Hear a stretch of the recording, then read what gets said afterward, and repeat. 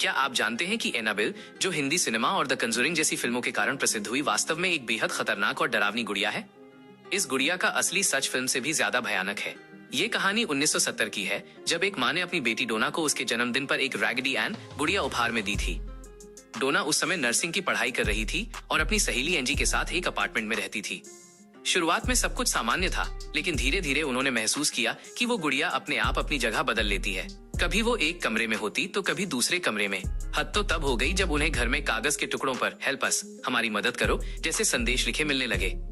घबराकर उन्होंने एक पैरानॉर्मल इन्वेस्टिगेटर को बुलाया। जांच के दौरान पता चला कि उस अपार्टमेंट में कई साल पहले एनाबेल हिगिंस नाम की एक छोटी बच्ची की मौत हो गई थी।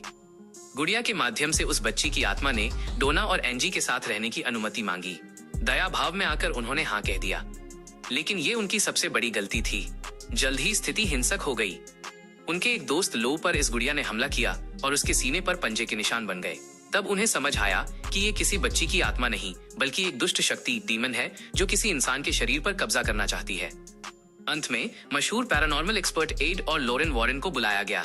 उन्होंने बताया कि गुड़िया के अंदर कोई आत्मा नहीं रहती, बल्कि एक शैतानी ताकत इसका इस्तेमाल कर रही है। उन्होंने घर का शुद्धिकरण किया और उस गुड़िया को अपने साथ ले गए। रास्ते में भी उस गुड़िया ने उनका एक्सीडेंट कराने की कोशिश की।